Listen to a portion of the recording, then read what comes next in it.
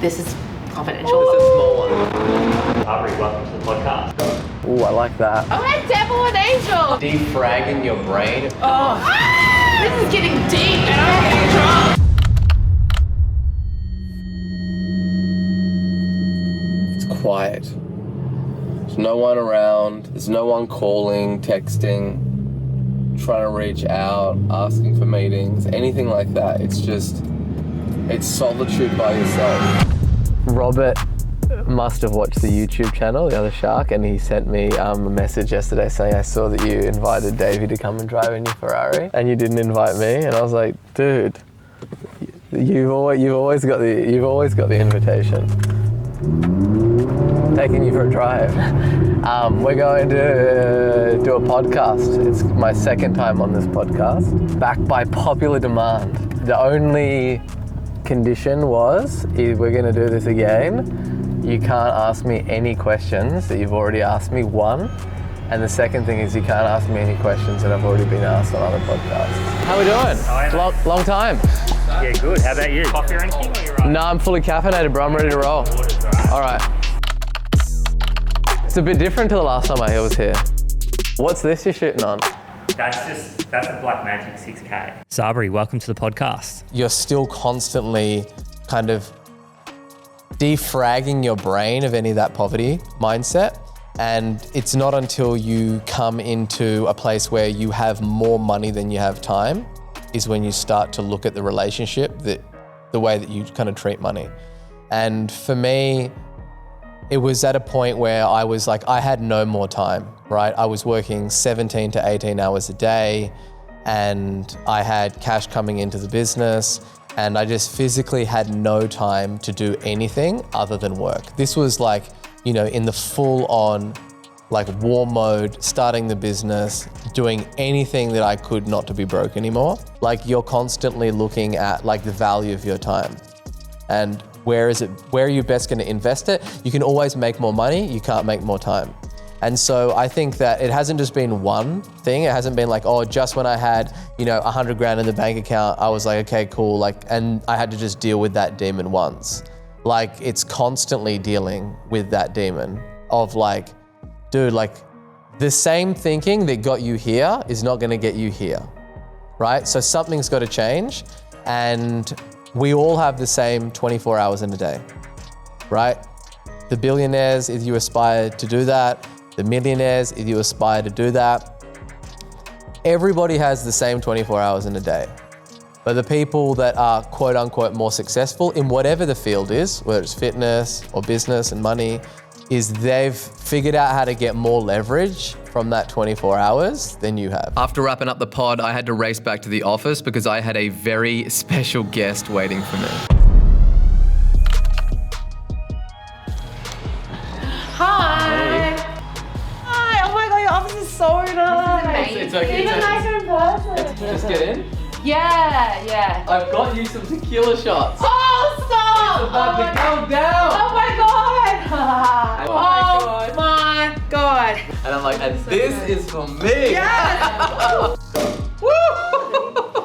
But you've been well? Yeah. What's been happening? Just busy with work. I've been doing the content stuff. So how many hours a week do you think that you spend on content? Like a third. A But third of your week. maybe half if you include all the show post ones as well, and then like reviewing, approving, and still approve everything. So that's like half of your job. And so post Shark Tank, what are your thoughts, season 1? What Yeah. surprised you about doing it? I think the editing was really good because in my head, you kind of like, like every time we went back to the green room and I'm like going on about all the stupid things I said and I should have said this, I should have said that. When I watched that, I'm like, man, I'm all right. All right, so I'm gonna give you a tequila shot now. Okay.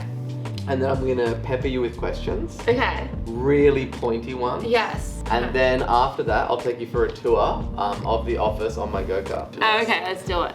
Dragging me into it. Caitlin's like, oh my God, that's huge. No, that's a Melbourne style shot. Get it down, girls.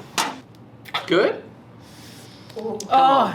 Let me just chase it with some Veuve Clicquot. Yeah. So that's how we roll? Any question Yes. that you don't want to answer, you have Oh to my do God, a shot for. So what's something that you're working on right now that you're excited about that I don't know about? We're actually going to launch in the UK When?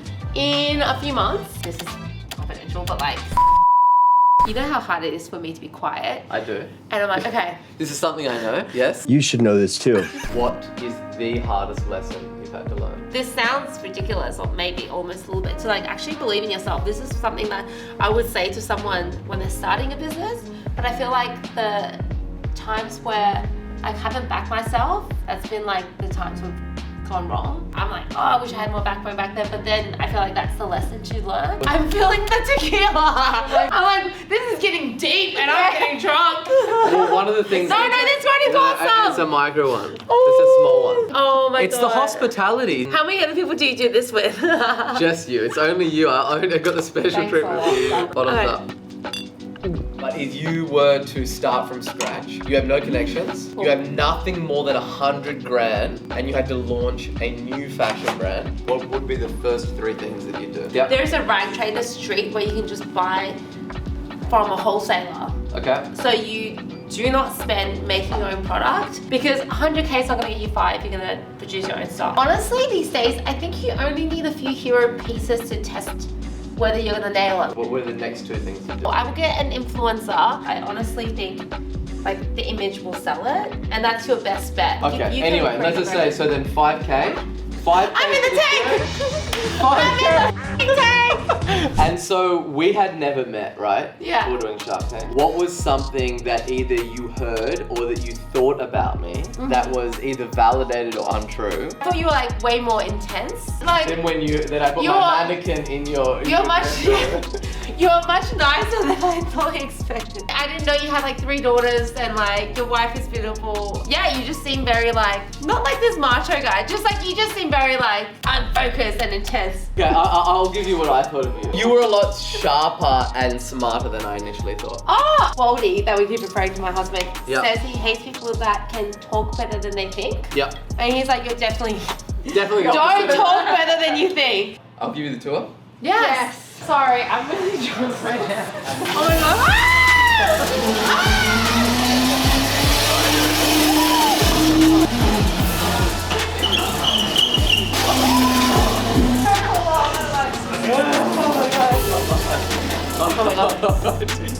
Did you Oh my God, Stefan!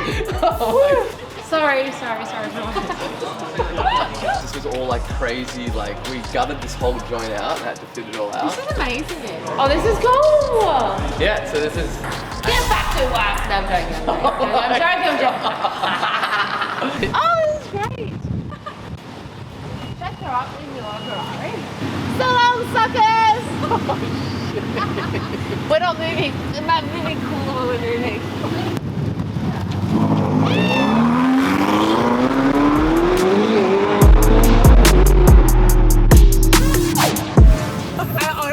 I was shooting myself a little bit. There's like a multiplier from the tequila for the speed.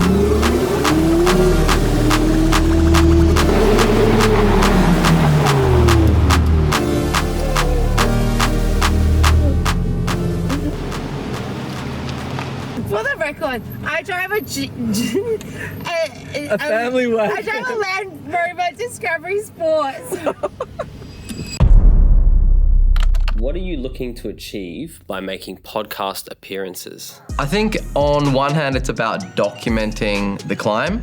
I wish that in the beginning that I was shooting video content when I was making 150 cold calls from my bedroom, but I didn't.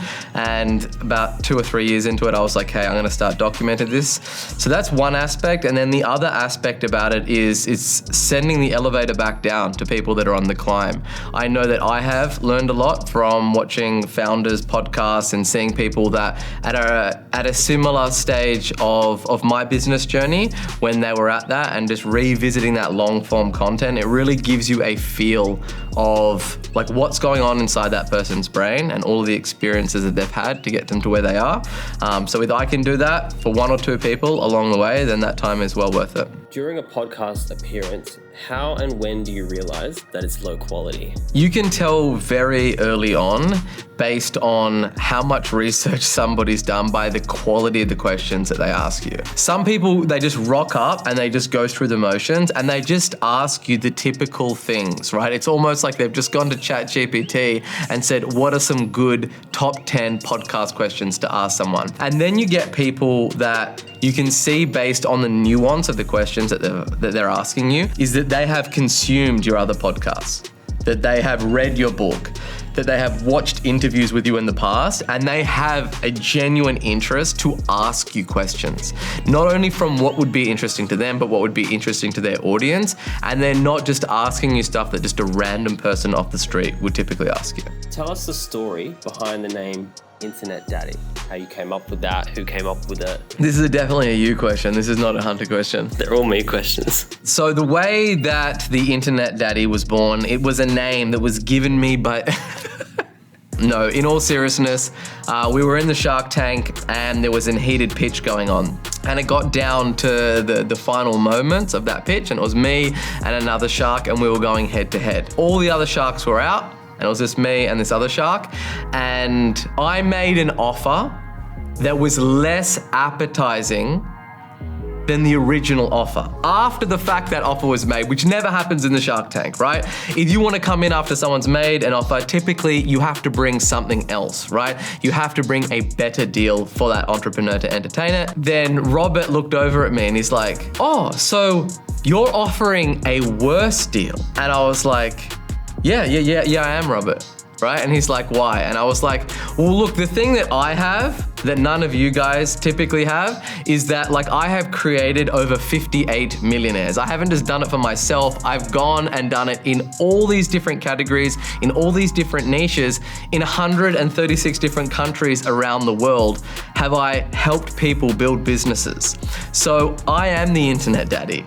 And then I made my offer. And that's how the whole thing was born.